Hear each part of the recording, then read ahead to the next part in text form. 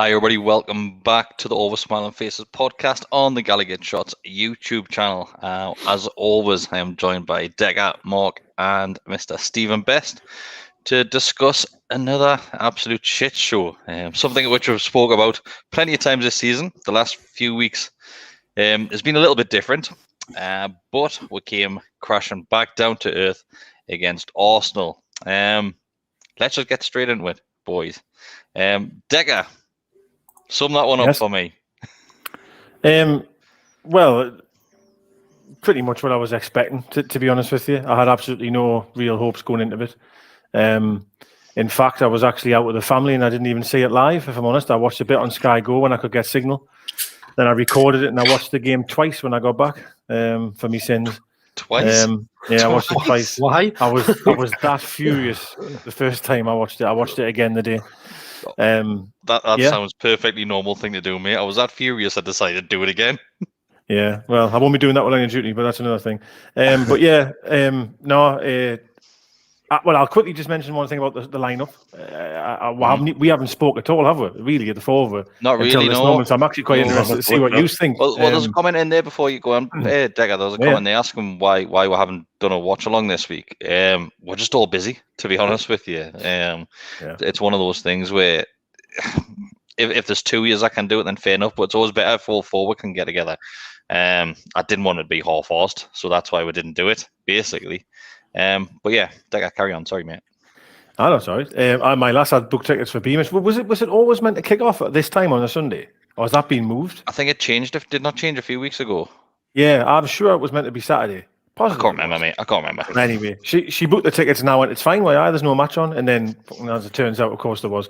But yeah, so when I seen the starting lineup, though, I've got to be honest, I was actually quite pleased. I was quite excited, really, by the lineup. I thought it was a really good team.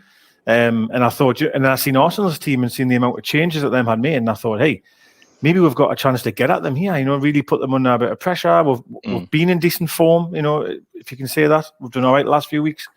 I don't know what your thoughts were on the team. Were you similar to what I'm saying? Well, in our WhatsApp group, I think everyone was happy with the team. Obviously, Joe went, and obviously he was benched, and Callum Wilson came back in, and that was the only change, if I remember right. Was only that one. So what were your thoughts on it, Mark? In regards to lineup? So I obviously did the pre-match preview, so I was talking about the fact that was probably the only change that we were likely to see was Wilson coming in and starting. It would more likely be an unchanged team, so that's what I was expecting, and that's what we got.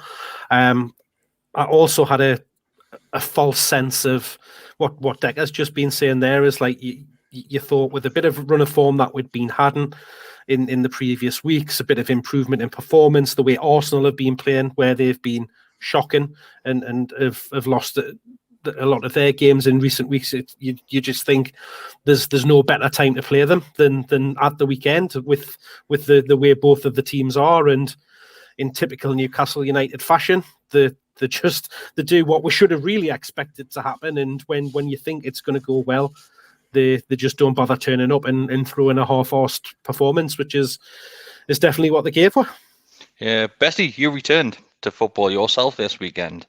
Yes. You've done a better job being in that team than some of the players. I'm going to be perfectly honest here, because I don't know if any of the lads I was playing with yesterday watched this, but I wouldn't have got a game for. I was shocking. I was absolutely. I made Shelvey look like a hard-working kind of quarterback. I would lift. Oh, you're not in goal, like Bestie? We're not in goal. No. It was just game 7 aside, like so. All right. But I've been saying for ages that I'm not going to start playing again because my ankles would be like a pestle and mortar. They crush up like peppercorns or something. And it turns out that is exactly the noise my left knee's making at the minute. It's kind of, I don't know if something's come loose in there, but it sounds like I'm walking on gravel when I bend my left knee. So slightly alarming. But yeah, I mean, I didn't really, because I was playing and I had me and Amy did a click and collect shop so I didn't really watch much of the game at all. I was working as well, so I kind of caught bits and pieces here and there. But kind of to echo what the lad said, you look at that lineup to start with, having considered like the last 3-4 games, and you think, it's the one change, Joe Linton going out for Wilson. is probably the one that you would make. You don't upset a winning team, kind of a team in comparative decent form too much. But Wilson's, by any metric, a better footballer than Joe Linton, so you get him in and you think, oh, well, it's going to be better. But it was just awful from what I saw. It felt like the thought of playing the Invincibles. Like, not Arsenal in 2021, who are 11th in the league and kind of have got, aren't really a great team. I mean, for all they're one of the big six, apparently. This is as poor an Arsenal team as I can remember since like Bruce Rioch before Wenger was manager. So I don't think there was really any reason not to try and have a go at them.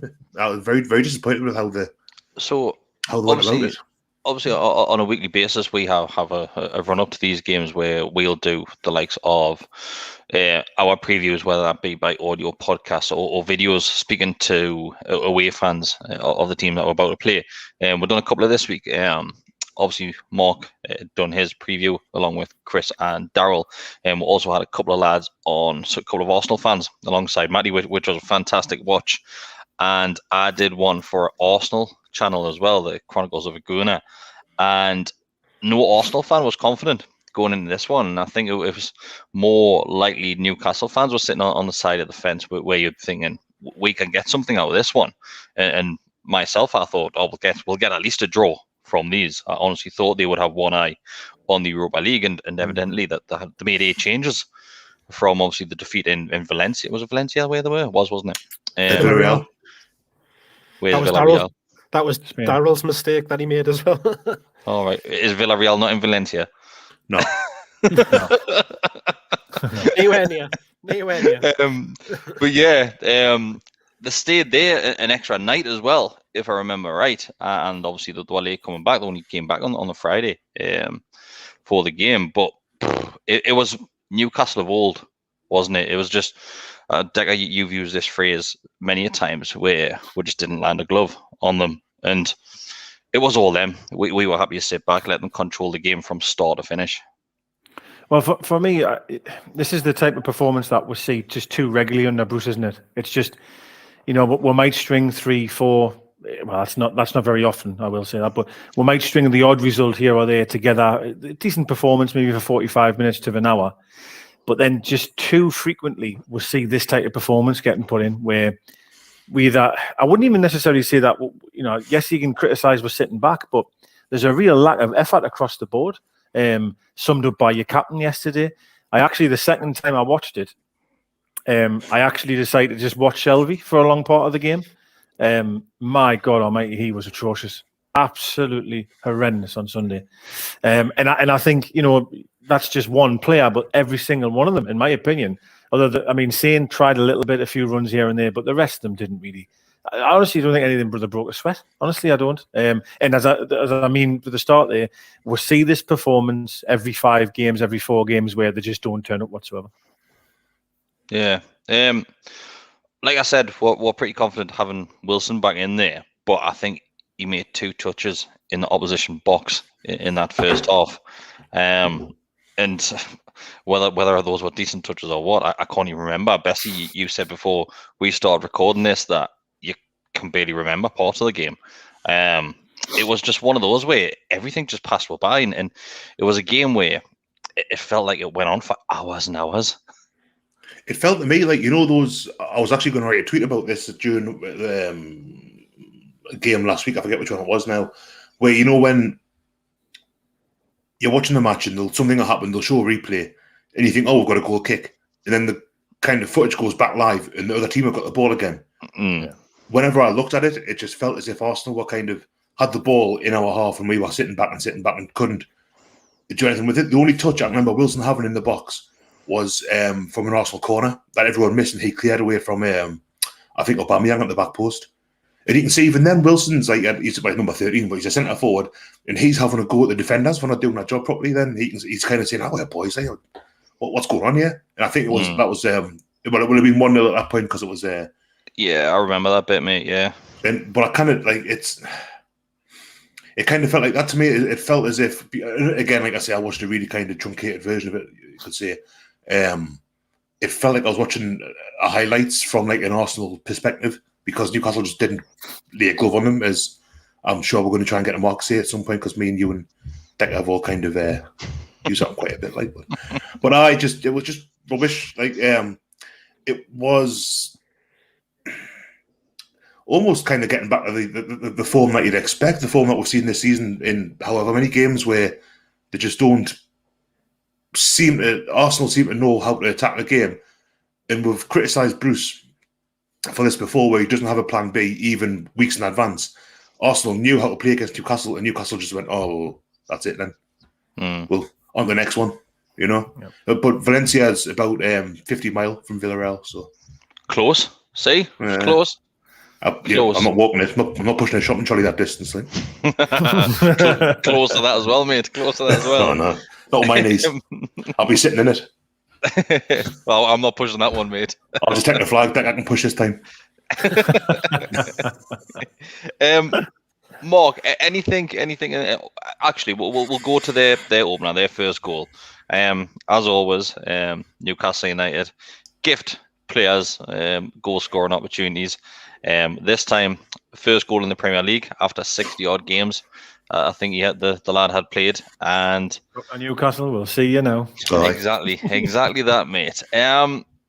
What I want to touch on is there's plenty of chances there for Newcastle to deal with that, plenty. But obviously the ball lands to the goal scorer, and a lot of criticism coming Dubravka's way, saying Dubravka should have done better than that one. As always, it causes arguments with everyone. It causes debate in our WhatsApp group. What's your thoughts on it, mate? Because I'm pretty sure you stayed quiet on this one. Yeah, I didn't think he was particularly at fault for it. It was a decent strike from their player, El-Neni. Oh, here we're gone. That's why, right? If you notice, if you go back 10 seconds, you'll notice I didn't see his name because I wanted to see it. I was trying to remember how it went. Melanie who? Melanie Blatt? El-Neni. Melanie Strikes. But I don't know. I think trying to blame him for that is a bit harsh. Like, I don't think you can really point the finger at him to say that he should be saving it. It was a well struck shot. He's gone over, and yes, he's got a hand to it, not a particularly strong hand, but I don't know if it was just because it was just a little bit too far for him to get at. I just think it was a very decent finish from their player. So yeah, I think he should save it. Like, to be honest, like personally. Like no doubt about it, in my opinion. And that doesn't, just because I've said that doesn't mean I want Darlow back in. That there seems to be this horrible argument where if you're criticising Dubravka, it means I want to shag Darlow. That's not the case. I still, Dubravka is fine, everything's all right. I just feel in that moment you should save that. How would you do? I do as well. I think he should save it. I think he gets across to it well enough. He gets enough of a hand on it that he should get it away for me. It's another one where tune from the weekend then. No, I said that at times. Bestie said straight away that he should do. That was me. It was me that was saying that he obviously. I think it's too powerful.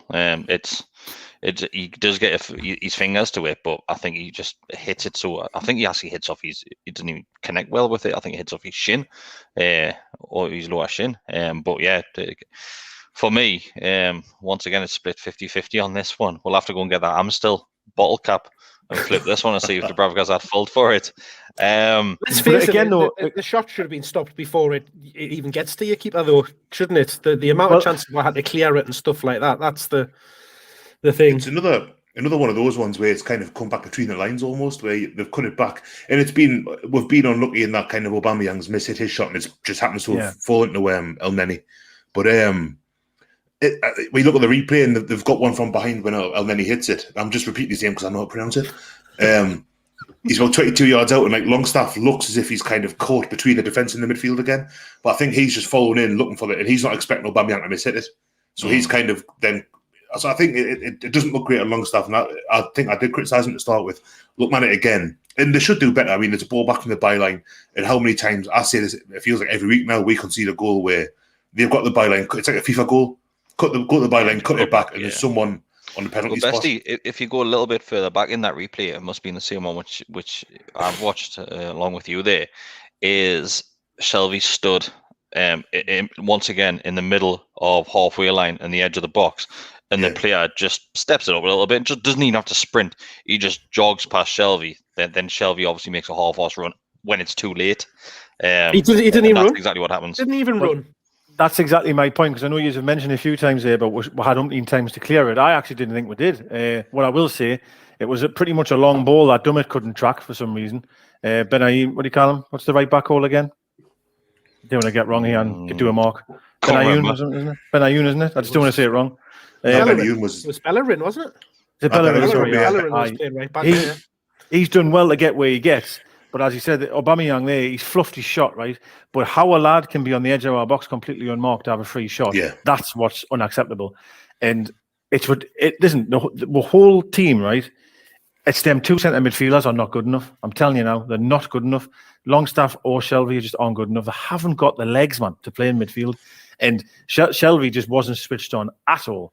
And to have a free shot from the edge of our box is just unbelievable. But how we just started so poorly though, didn't we, in that game? I mean, we didn't play well throughout, but I mean, Christ Almighty, when you think of the form that we've been in, decent point away at Anfield, and that's the first 10, 15 minutes that you give, it's absolutely shocking. Well, you concede early in both games. They must saw the complete opposite against Liverpool. We saw a reaction against Arsenal there. There was nothing. Absolutely, they buried us in the first 5 minutes.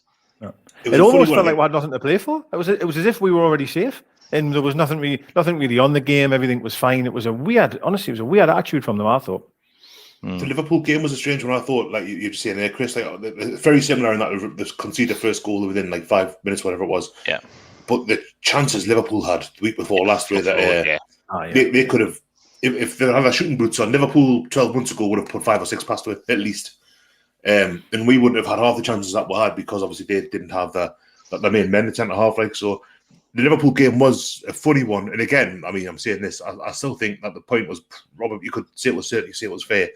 This Arsenal game at the weekend there was just nothing. There was nothing there from Newcastle to suggest. It was almost like they thought, oh well, we're safe now, so we'll just kind of we'll phone it in. Yeah, it did look like that. Like it really did look like it was holiday mode from the players. We'll save ourselves for Sheffield United and Fulham at the end of the season. Maybe it kind of felt like that a bit. Yeah, it was a deplorable performance. It was awful. And again, we mentioned at the start there about the respect that was showed Arsenal. And we've done this many times against Arsenal recently. I'm sure we've sat here and said it's one of the worst Arsenal teams we've ever seen. This one, and we say it every time we play them. I remember we went down to the Emirates not too long ago. There, Lazaro got his arse pulled out. We got beat 4-1 or something.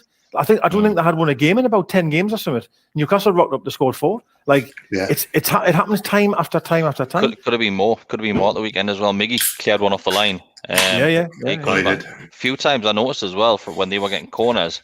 Miggy looks like he's going to close the short corner down to stop that from happening. Then you could hear clearly over the microphones Dubravka was shouting, Miguel, come back. And obviously he was getting him back on that front post. It worked, obviously. If Miggy's not there, that's in the back of the net. Good clearance. Like I said, great clearance. It was a great clearance. But with Almiron, once again, this game, it's just gone by. And I don't just want to look at this as one game because the game go past everybody. It's just, for all it's worth, earlier in the season, these pundits were saying Newcastle are being bad because they haven't had Wilson, Almiron, and St. Maximin fit at the same time. All started the game there against Arsenal. It's one of the worst performances we've seen all season. To be fair to Miggy, though, he was getting asked to play in a midfield 3. He was basically playing in a well, let's face it, 3 holding midfielders, wasn't it? With the 3 of them, and then you had Saint in front and then Wilson in front of him, or the 2 of them up front, kind of together for most of the time. So it's no wonder we're not seeing the best of Miggy when you're asking him to play in that position.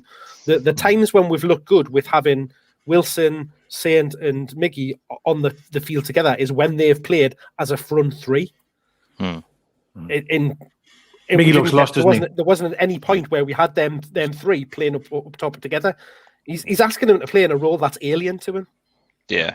No, I agree. I agree with you. We said this last week. That Miggy's being played out of position. We've said it for the last couple of weeks now. But how do you make that work with those front 3? Is it just simply what you've just said there, Mark, where we've got to play them as the front 3, or what? Well, that's where we've got all of with decent form and decent results from. in the past. But to do that, we have to go back to a back four. Yeah, And he's just unwilling to do that at the minute, isn't he? When they hit a little bit of form, not long after Graham Jones came in, when they beat Everton, I seem to recall they beat Everton. They had Wilson kind of on the right hand side, didn't they? The three Elmer on through the middle, and Saint-Maximin on the left. And I think, I don't think that's necessarily the best way to play them, because Callum Wilson, you'd say, is going to be most effective. But there again, he scored 2 that day, so maybe I'm talking up the arse here, I don't know. But I think it's getting to the point now where you think, well, how do you fit them all in? Because I think Miggy certainly is better through the middle, behind the front man, maybe. Saint-Maximin, we've seen, this is the worst game he's played since he came back from injury. We've had 4 games where he's been excellent playing through the middle, but with Joe Linton. So I saw someone in the comments earlier saying that Saint-Maximin and Wilson maybe can't play together. Maybe they're a bit too kind of, and I don't know how true that is. Maybe they just need to get a bit of a relationship going there. But it's a bit of a shame that we're at the end of this season. In fact, this season, because it's Wilson's first season there. In fact, now we'll go back to the start of last season as well, where we've had Saint-Maximin and Almiron in the squad or in the team, and we still don't really know where best to play them. And after 2 full seasons, that's not really good enough, is it? Mate, doesn't surprise us over Bruce, does it? Doesn't surprise us. I think we do know where to play them. The problem is that ideally you want Miggy and Saint both on that left hand side, and they can't both play there. The other problem that you've got, though, the other problem you've got is with Bruce. Obviously, forever and a day has been telling me he wants to go to the back four. He's tried that, and for whatever reason, long term, it hasn't worked. So now he's reverted back to the 5. Richie's came back in to play left wing back, which we've all praised, and we've been quite happy with Richie. Yeah, it's been good. So it does make it difficult to fit the players in. He's almost just playing his names at the moment, isn't he? And almost just putting them on the field and hoping that something just happens. And I'm afraid it doesn't work. That's not going to work. You know what I mean? Is Manquillo still injured? He made appearances. Did he not make an appearance as a sub a handful of games back then? He's just disappeared again. I thought he did. It's just, it's just because obviously to get back to a back four, you've got to have a right back and a left back, and your only option, because Kraft has been awful, as we know, is to get Manquillo playing out there on the right hand side, and then you've got to either bring Lewis back in and put him at left back, or move Dummett across there. But that, again, as we've just said, leaves Richie out of the team, which is his form and appearances have coincided with the turnaround in performances and results. So it is a tough one to work out, and that's the thing. You don't know what the best team is because we don't get to see. We don't experiment with the formations. He'll go with it for a couple of games and then it doesn't work, so he'll then revert back to type and go back to what he knows. The thing is, though, as every game comes along, I still think we look dangerous on the counter attack. We do look like we can get up the field pretty quick. Obviously, twice because with Saint, we did, it's literally give Saint the ball and go all the way up the field. Then it's just the case when that happens that there's one player in the box. There was a couple of times that happened. Just options weren't there because once again we'll go back to that midfield, and when you've got Longstaff and Shelvey in there, the pair of them are slower than anything. So they just don't have the legs to get there. Unlike the likes of Joe Willock, who can see that can make those late runs into the box. And we've seen it God knows how many times. I'm not sure if he was noticed this, and it was later on in the game. In fact, no, I think we're still 1-0 down at this point, and Saint had the ball on the right hand side, and he starts dancing. I think it might have been just before halftime. Starts dancing, doing step overs on the side. Yeah, and I think it's Richie. Right corner, wasn't it? Yeah, and I think it's Richie. Hear him over the microphones just saying, "Just cross it," like that. So at the point there, it must have been just before half time because obviously the minutes were ticking down, and Richie just wants that ball to come in the box, and Saint's doing his step overs. Is this? Well, I'll come to you, Decker, because I know you're a big fan of Saint. Is this one of his downfalls? Well, I mean, it might be, but I mean, I don't know. I just find it very hard to criticize him, if I'm honest, when he does bring so much to the team. Like, all right, he might not release the ball, maybe at the right time every time, or maybe he should cross the ball. But I mean, Richie put in it felt like 300 crosses yesterday, and every single one went to the goalkeeper. Like, Thank you. the other problem I have as well, I've got one in the box. We've only got one player in the box, and we do not get. Whereas Willett would probably be an option of getting forward. Of course, I know he couldn't play yesterday anyway. To quickly touch on the formation, I was thinking there again. I mean, we're playing 5 at the back, so you got 3 centre halves, right? And again, yesterday he played 3 centre midfielders. In a sense, he had Almiron left of the 3. You don't need to play 6 technically in the centre. You could have 3 and then 2 sitting, and allow Almiron still to be breaking forward. He doesn't have to have that 3 in midfield if you've got 3 centre halves, in my opinion. Especially when they only played one striker. They only had a Aubameyang up front. You only had one striker. I don't really understand why you have to do that. But seeing for me, I mean, Saint's been playing like Liverpool game was through the middle, you could say. Sometimes off the left, but it was through the middle. For me, though, when he's most dangerous, I have to admit it's from the left. Like coming inside. That for me is his most natural. He can play through the middle. He can do it. But I do feel in terms of bringing the best out of him, and certainly as a team, I think he is better out the left, in my opinion. But once again, Digger, we can't just rely on Saint all the time. And this is what Steve used to do at the minute. Yeah, well, we've seen this before with Almiron, where Saint hasn't been there. Almiron, bless him, is just picking the ball up and just running. Yeah. And there's nobody up there. It's so amateurish, isn't it, the style? Like, it's just giving it to him and hoping for the best. It's for a Sunday league, isn't it? Give it to the fastest player. Yeah, and you're asking him to beat everyone. That's what we ask him to do every time he gets a ball. Go on, Saint, take everyone on. It's when you think of it like that, right? When you watch Will play, it is like that, isn't it? Every time he gets the ball, you're like, go on, then just take them all on. Like, that's what we're asking every single time he gets the ball. There's no other choice, is it? Because he's the only one in that side of the field. It's insane, really, like insane. It is. It is. In regards to performance-wise, obviously we saw everyone's performance drop massively.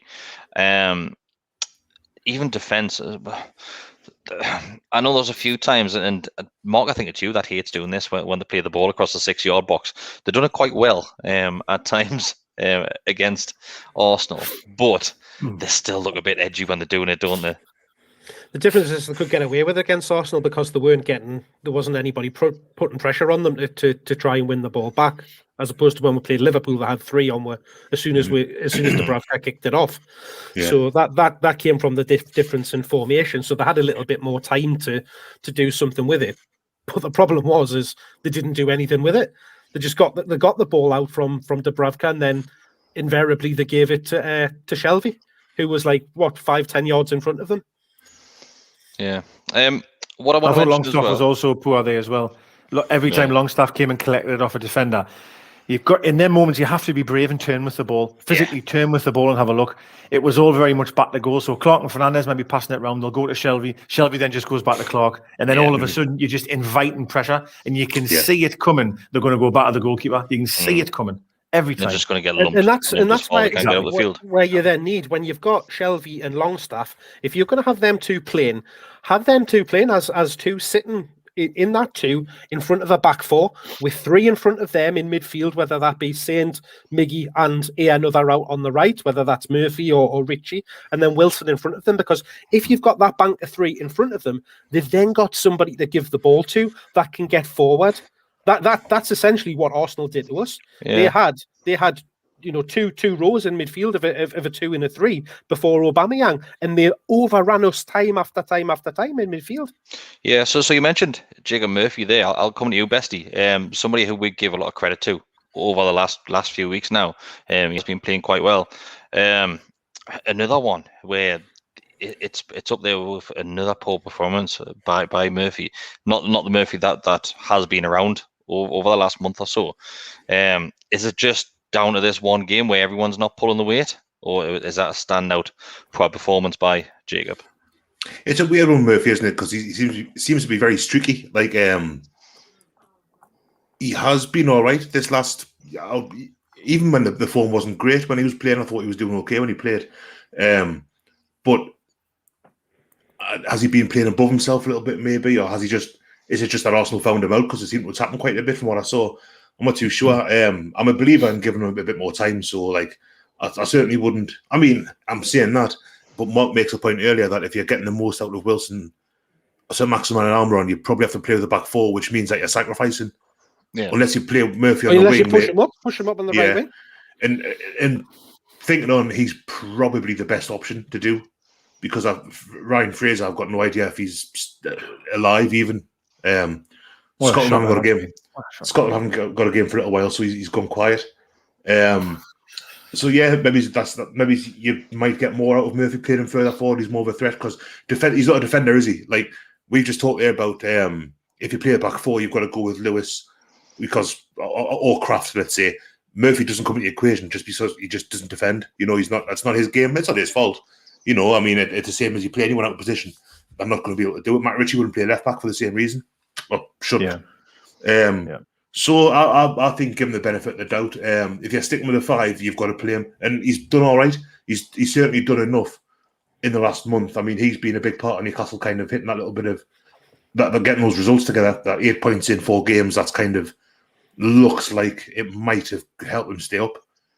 So yeah, I agree with you there, like Bestie. When you say, like, I think Murphy's done very well considering it's not his position.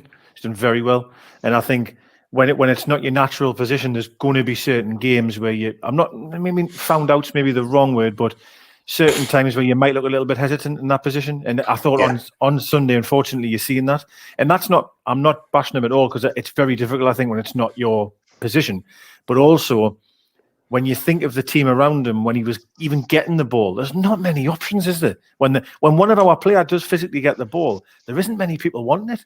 That's been the case. That's all over the pitch. That's the case, I think. Like, yeah, you've got maybe Wilson, that maybe or perhaps Saint. You've got other than that, you haven't really got other. Or again, you're asking Murphy to just carry the ball, just run, and it's and that's where he's looked. That's where he's looked good in the last few games is when he's been going forward, because he hasn't been asked to do that much coming back over because of the way that we've kind of set up, but. Jumping ahead to their second goal, I've got to point a massive finger at Jacob Murphy because he was so narrow for that second goal. He was basically playing as a right centre half, which completely left there. I can't remember who it was who basically got the ball out on the left, but he had an absolute acre. And then yet again, who the bloke that we've talked about for 90% of this podcast today, John Joe Shelvey. What on earth he was doing for that second goal, meandering, sauntering around the pitch with no intention whatsoever to attempt to get back and try and block or anything. He couldn't care less. There's been a few clips of Shelvey doing the rounds over the last 24 hours.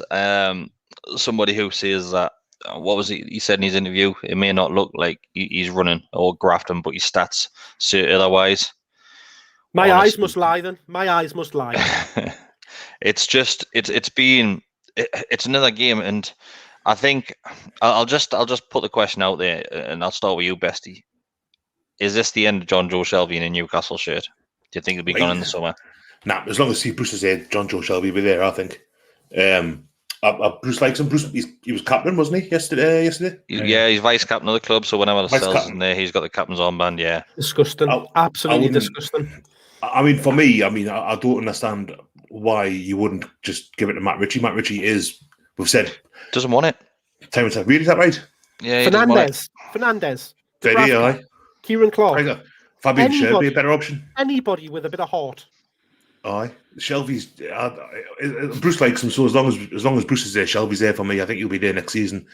If Lascelles goes, he'll be captain next season. It'll be like when Jeremy was captain, remember that?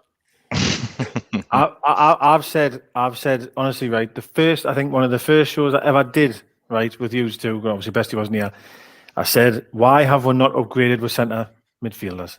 And we're still saying the same story, isn't it? 5 years on, 6 years on, where if Hayden's fit, Hayden and Shelvey, arguably maybe your best. Sean Longstaff was an anomaly. We weren't even expecting him to be any good. And he came in and was wonderful over 10 games. Wonderful.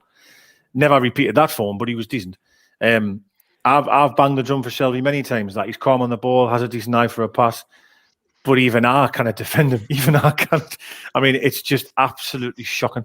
And for him to be a captain, I can't believe it. I honestly can't believe it. Like, what players around him must be looking, going, fuck, like, he's not even putting a shift in here, and this is what captain. Like, surely, man, like, it's unbelievable. And the second goal, as Mark said, yes, he's just this fake run, wasn't it? It was like I'm walking and I'm kind of running, but I'm but I'm not. Like that little jog you do to the dance floor, like a dad does. It's just was the run, do you know, like when you're crossing like a dual carriageway and the cars have already stopped for you, so you feel as if I'm going to jog a little bit, you feel as if like I'm going to let them pass as well. Yeah. Was that it was like that? And going back to Murphy, sorry, what Mark said, I don't know what your thoughts were on this. I felt he could have put his foot out and stopped the ball. I felt like the ball was really close to him when it went to that the left winger. I just felt he just stuck his foot out and stopped the ball. But he didn't. If he was in the right wing back position where he should have been, he could have tackled him. He could have blocked the ball. He could have at least done something. Yeah. We seem to have this problem all the time with right backs. Yedlin was the same. Wanted to hold hands with the centre half all the time. Big criticism, Yedlin, wasn't it? Took an inside. It was so narrow. It was ridiculous. It was. I do agree. And then, in fairness as well, so it felt as if about 15 seconds before that, it felt this to me anyway, that Richie got in a very similar position and crossed it for Wilson. And guess what happened? Keeper comes out and just takes it.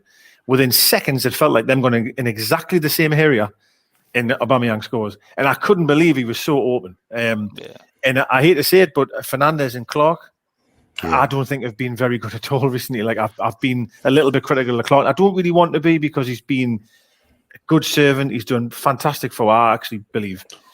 But recent form, and he ain't been very good for me. There's been some big errors in there has. And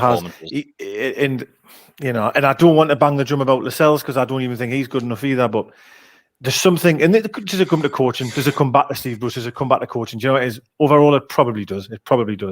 But based on what I'm saying, I just feel like even defensively, we don't look very good. Like, to be honest with you, look, we've got a mistake in, if you know what I mean. Clark has been a bit unpredictable the last few games, which is why I was actually surprised that he was the one of the three that stayed on Sunday, when obviously Shea came on for Fernandes.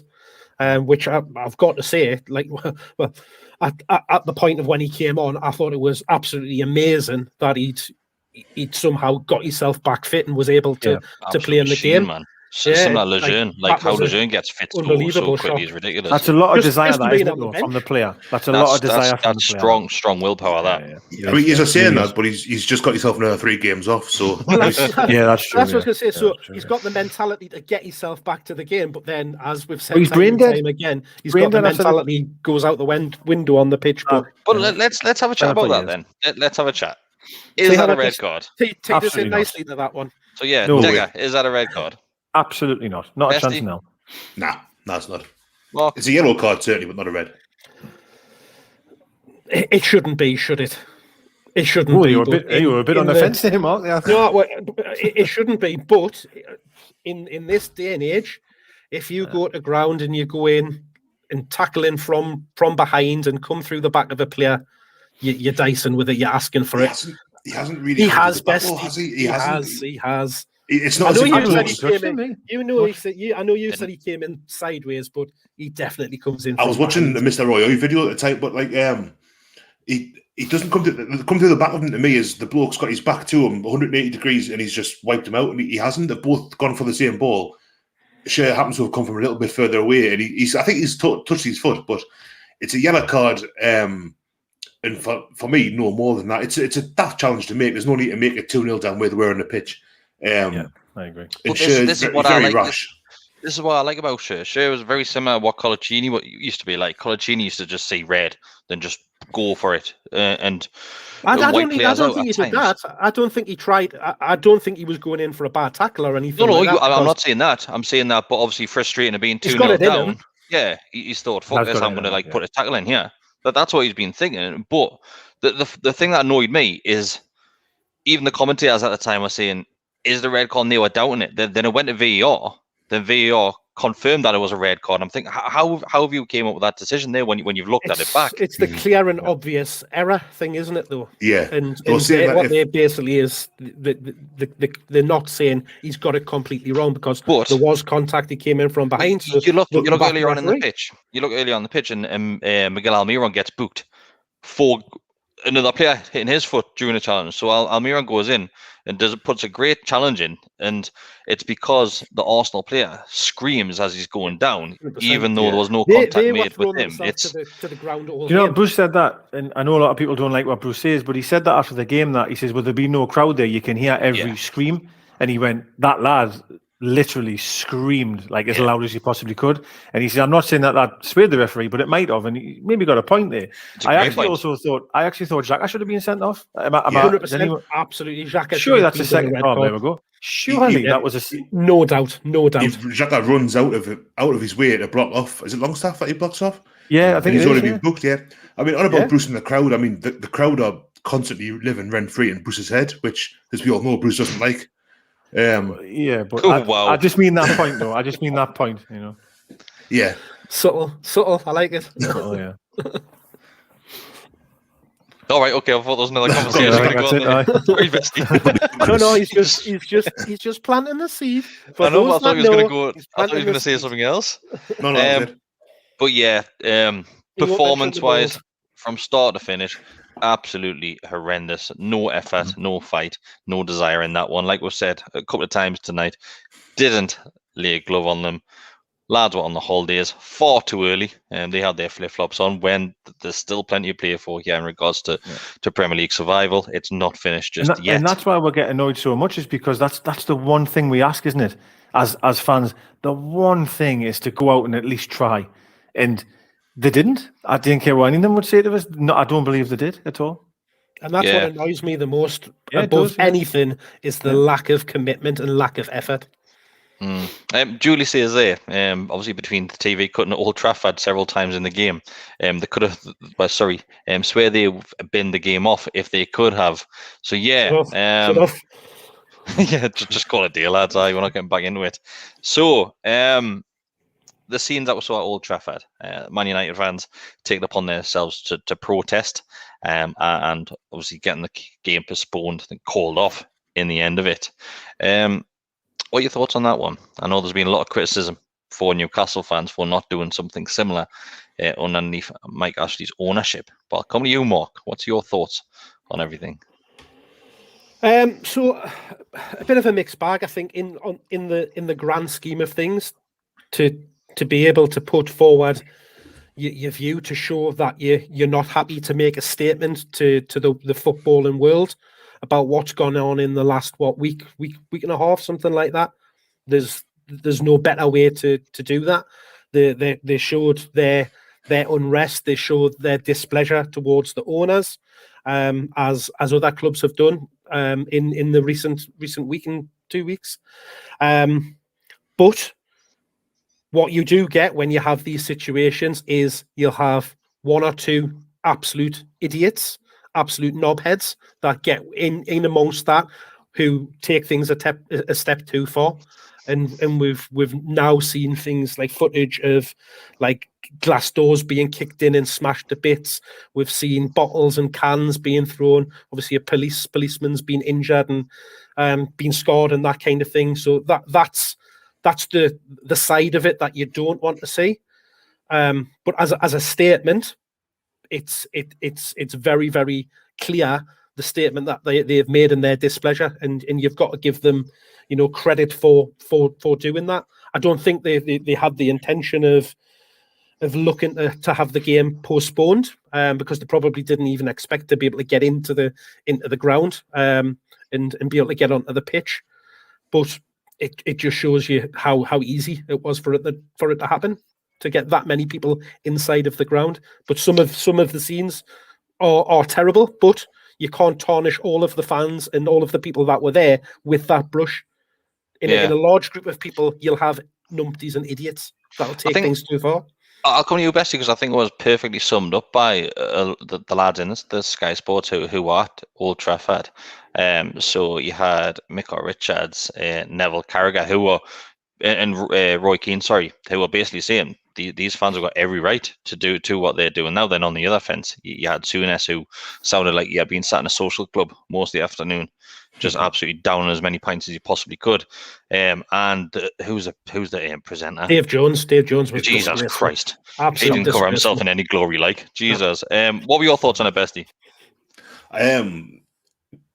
Broadly speaking, the same as Mark. I thought it was brilliant. Like, that's to me what a protest should be. You should be looking to cause. Well, no, not injuring people, not like kind of that couple that ended up with a scar. You don't want to see that. To cause disruption, though, aren't you? as much disruption as you possibly can whilst being peaceful for me. So if you can get in the stadium, sit on the pitch, do it.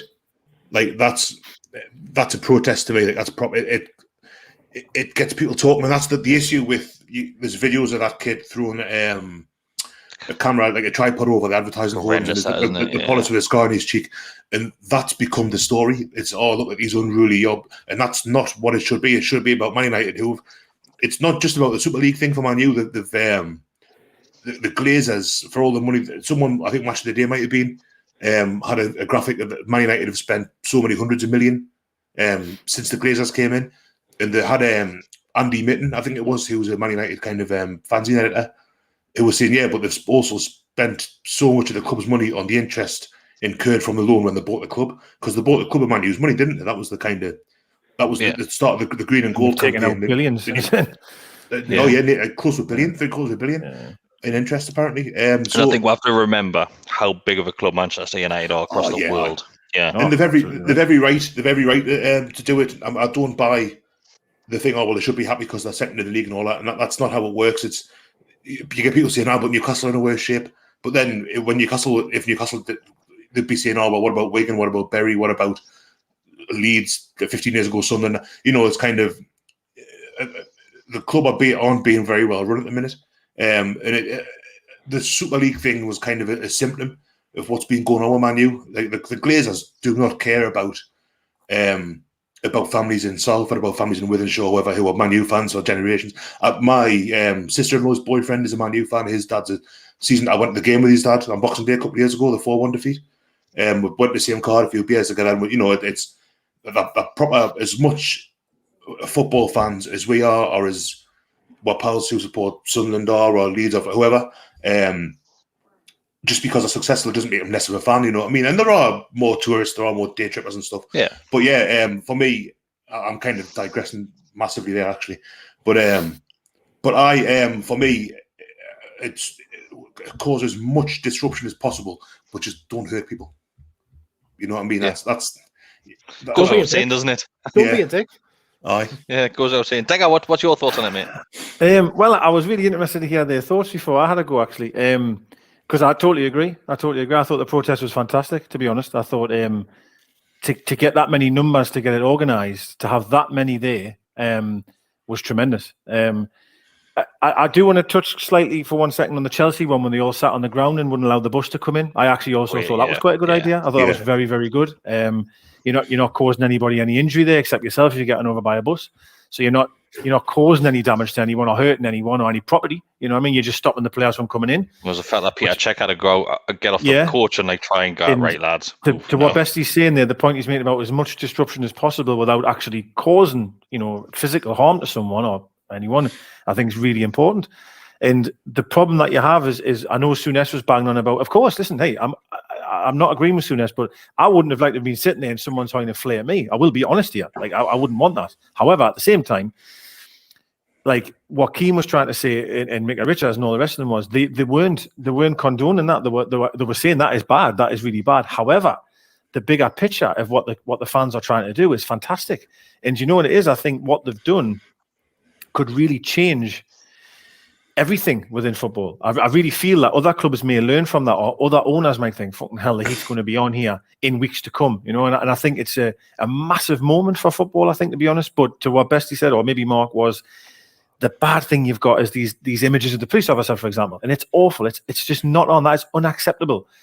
But the message of what it is sometimes gets taken away because that's the front cover.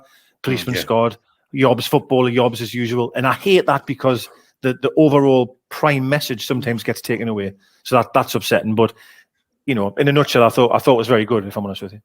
Yeah. What I want to highlight here is, like I said when we first started talking about this, is a lot of Newcastle fans are having dig at other Newcastle fans saying all that we managed to do was shout at a shop, which is right. I'm not saying it's anything other than that, and obviously having a pretend and mock. It's not though. It's not though, is it? There is groups that have attempted to do more. Yeah, but this is what I'm trying to say. So the difference between the protests which we're seeing right now and protests in the past is fans don't have an option of an open turnstile. that's not there. That's taken away from them. So if it was Newcastle fans in this sort of situation now, where the option to walk into the ground isn't there, then you might see different things. Of course you will. Great. But Yep. for some reason, Newcastle fans just can't not go to the game. It's been tried. There's been God knows how many boycotts in the past.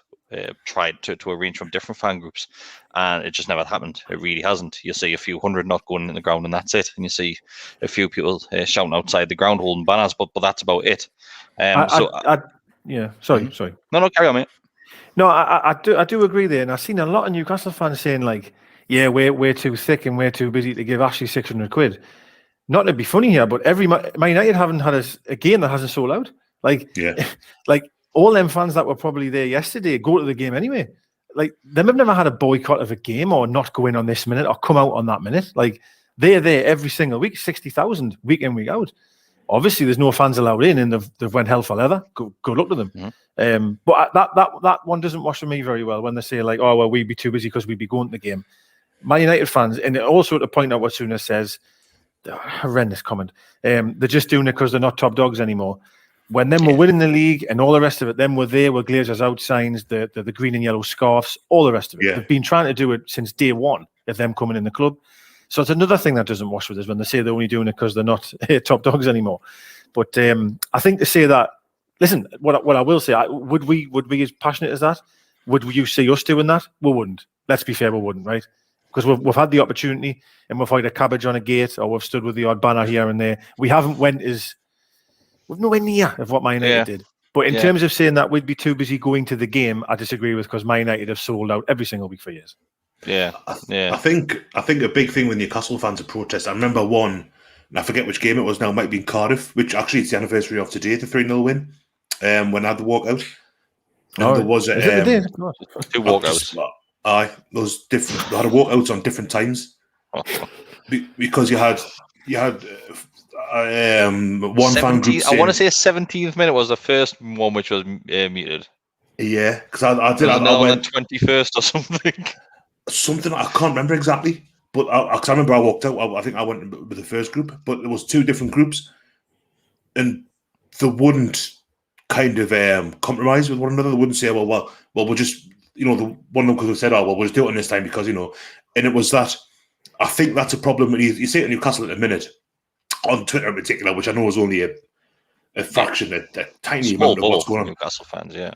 But it's this thing with kind of people going about podcast wars on Twitter or whatever it is, and like there's certain groups that just will not listen to what anyone else has got to say. And this isn't a dig at any of that podcast, this isn't a dig at any individuals, but people are so tribal that if an idea hasn't come from a certain source or isn't endorsed by, they'll go, "Oh, we're not doing that. We think it's a fucking stupid idea." And that works both ways. If someone had you can probably all guess who I've got in mind here. But come on, but if they had a perfectly good idea that was workable, that would make a difference, you would get some people that are so against what they say and what they do that would go, "Oh no, we're not doing that. We don't want to be involved in that." And there's not that unity. For me, at least, and that's been a problem with Newcastle for as long as I can remember, when they've been trying to mobilise against Ashley with walkouts. I did one where we walked in late to a game and we got didn't get booed by the whole stadium, but we certainly got booed by people in the Strawberry Corner. So is that the one where they turned the TVs off? Yeah, TVs off in the concourse, wasn't it? Oh, that's right. Because I was in the Strawberry. Yeah. I was in a bar. I mean, I've often turned up to the game 5 minutes late anyway, so it wasn't that big a protest for me. But yeah, it was no news for us. It's a normal match day. But no, what you're saying is hang on there though, Bestie. He is right there though, because when that I remember when that minute that it was going to be was arranged and it was getting a bit of momentum and there was quite a lot of interest on Twitter, blah blah. Why would another group or somebody else go, "Well, I want to make it this minute"? Yeah, like back the original one. Just back the original one and just get on with it. Like it's just. It's unbelievable, really, and it's quite desperate and sad, isn't it? Really, that you got to come up with the idea. Just be like, listen, we just do what we're told. To be honest with you, just be like, pretty much. Honestly, it can be arsed with the drama, me. Like, honestly, I couldn't be, but yeah, I mean, it is a shame that we haven't been able to, you know, to do it as I don't know the right word, maybe as fierce or as together as what that one was. Because yesterday was such a movement within football. It was great to see. Yeah, it was great to see. It really was. Lads, that's us done for tonight. Unless you've got anything else to mention. Gary Nixon.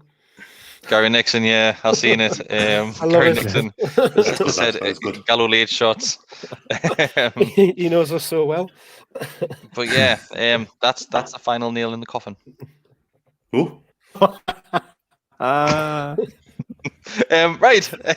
Anything else to say, boys? Because that's us logging out tonight. Unless you have anything else. It was staying up. I've got a bed. maybe for another hour. Yes. Yeah. I think I can't see Fulham. Fulham have to win the 3 games, then obviously get something out of our game as well. Yeah. I can't see that one. See that one. I'm the same. To be fair, I think we'll stay up now. Yeah, I think it's not. It's by no means 100%, but it's very likely that'll stay up now. I think if Fulham lose one more, that's it, isn't it? Well, the 9 points behind, so they have to win the next 3. Really, have any chance of surviving? Yeah. We have to lose all of ours. It looks like Big Sam's on his way out, obviously because they drew the night, didn't they? Yeah, so they only nice. got a point. Them were done weeks ago, but it's just nice that it's getting close to being official, which is lovely. No offense to West Brom, actually. I just mean Big Sam. I like West Brom, but yeah, I've got nothing against them. Actually, it's just him. No, if Sam Allardyce manage us now, I'd want us to get relegated as well. Yeah. Well, we're bored like that with Steve Bruce, to be honest, mate. Mark, do you think we'll stay up? Yeah, I've said it for the last couple of weeks now. We've done enough in the last couple of games with the points that we've picked up and the couple of surprise wins that we've had. I think lads. I think Burnley will beat Fulham and that'll do them, I think. And you look back, you look back at a couple of games ago, and you get, all right, we've climbed up to 15th or what it is. Then now you're right back in the 4th bottom. It felt within minutes as well. I agree. We're like 15th. I was, hey, you know, if we win the next one, we might even go 12th. And it was a bit stupid. like that bit. Why am I looking up? Why am I doing that? And I use this analogy for absolutely everything. But you know, in the third Matrix film, there's that little bit where they fly above the cloud, and it's like, oh, this is great. This. And then they come back to the drop. It's that. Aye. Yeah, it is. That was us in 15th. Yeah, we're running out of fuel, like 100%. Right. Leicester Friday night. I've got good memories of playing Leicester on a Friday night. Oh, we're doing a live one for that. So, I'm free on Friday night, so I'll certainly be able to do a live watch along. Night times are better for me. I heard as well that the last 2 times we've secured safety have both been against Leicester as well. All right. Yeah, I might have just. That's a stat I haven't read. I'm pretty sure it was Ketchel that said that. I'm pretty confident it was. It was not West Ham that time when Jonah scored, and that was a big deal of staying up. Was that not West Ham? That was like 3-4 years ago.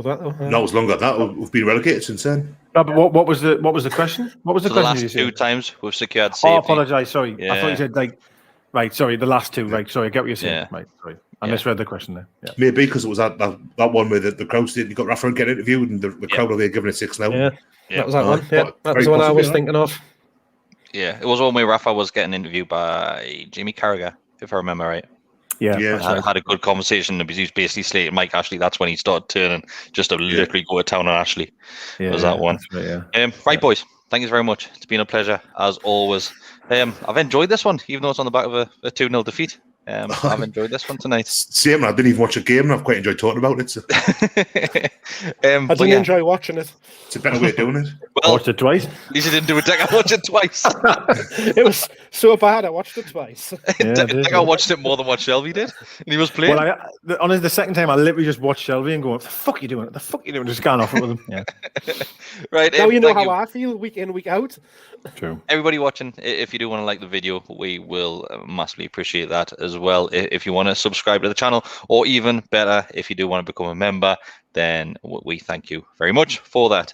We'll see you next time. What if they want to buy a badge, Chris? If they want to buy a badge, I don't have any handy. Oh, hang on, I do. You're letting us down, yeah. If you want to buy a badge, look at that, man. You can get one of these. Look at Unreal. their beautiful faces on there, man. I showed Amy the kind of kit. It's not the badge. Look at the box that I postcard. put together. And Amy goes, "Are you picking your teeth?" I'm like, "Oh God, I think I am." I think you're scratching the corner of your mouth. I do that quite a bit. Yeah. Got a chicken nugget stuck in there. I actually thought, when I first I thought Bestie was like kind of leaning, like doing like a fist pump, like get in, like that. That's what I thought you were doing, to be honest. But you want to pay Jackson money, like, because you look lush on here, like, mate. Do I? Oh, mate, you're like an absolute Adonis, and you don't look like that in real life. I've never looked like Squigs. I look fucking dreadful in them. Never looked lush in my life. Right, thanks very much. See you all later. Thanks everybody for watching, and we'll see you during the week. Plenty more to come. Bye. Good night. Bye. Right.